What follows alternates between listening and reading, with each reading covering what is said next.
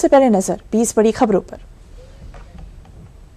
प्रधानमंत्री मोदी ने हरियाणा, पंजाब और चंडीगढ़ के लिए करीब 25,000 करोड़ रुपए की विकास परियोजना का लोकार्पण और शिलान्यास किया। प्रधानमंत्री नरेंद्र मोदी ने हरियाणा के जिंद से सोनीपत के लिए देश की पहली हाइड्रोजन पावर्ड ट्रेन को हरी झंडी दिखाई। प्रधानमंत्री नरेंद्र मोदी ने कहा, भारत 2030 कॉमनवेल्थ गेम्स की मेजबानी करेगा और 2036 ओलंपिक की मेजबानी के लिए भी पूरी तैयारी कर रहा है। प्रधानमंत्री नरेंद्र मोदी ने जालंधर कैंट स्टेशन से करचोली, पंजाब, अंबाला और जालंधर, वाराणसी के बीच नई रेल सेवाओं को रवाना किया।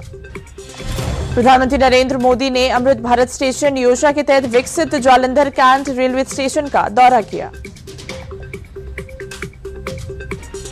उपराष्ट्रपति सीपी राधाकृष्णन ने नई दिल्ली में आरएसएस @100 सेवा, एकता और बलिदान की एक शताब्दी पुस्तक का विमोचन किया।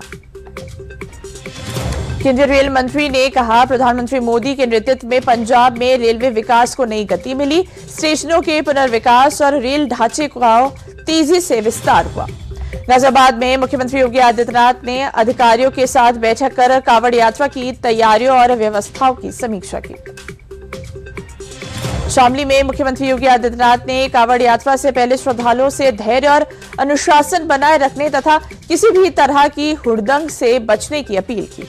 2023 में शुरू हुआ ग्लोबल बायोफ्यूल अलायंस अब 34 देशों और 14 अंतर्राष्ट्रीय संगठनों तक पहुंचा। विदेश मंत्रालय ने कहा, भारत जापान के बीच मुंबई अहमदाबाद बुलेट ट्रेन परियोजना पर बातचीत आगे बढ़ रही है। जापान 2030 के दशक की शुरुआत में E10 सीरीज ट्रेन देगा। पनामा के विदेश मंत्री 5 दिन की यात्रा पर कल भारत आ रहे हैं। सोमवार को वाणिज्य मंत्री पीयूष गोयल से करेंगे मुलाकात। दिल्ली में विशेष गहन पुनरीक्षण के तहत अब तक 30.49 लाख से ज्यादा मतदाता गणना प्रपत्र जमा हुए। केंद्रीय मंत्री नितिन गडकरी और मुख्यमंत्री देवेंद्र फडणवीस आज पुणे में 138 किलोमीटर से अधिक लंबाई की 3 राष्ट्रीय राजमार्ग परियोजनाओं का भूमि पूजन करेंगे। दिल्ली की मुख्यमंत्री रेखा गुप्ता ने फेथ पर्यटन सम्मेलन 2026 में कहा, दिल्ली देश की विविध संस्कृति और परंपराओं का जीवन प्रतिबिंब है। गोरखपुर में भारी बारिश के बाद शहर के कई इलाकों में जलभराव हो गया। लोगों की आवाजाही में परेशानी का उन्हें सामना करना पड़ रहा है।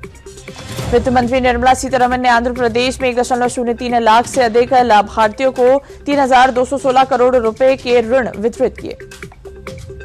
फ्लाइट बुकिंग में भ्रामक डिजाइन अपनाने पर सीसीपीए ने स्पाइस जेट पर 1 लाख रुपए का जुर्माना लगाया।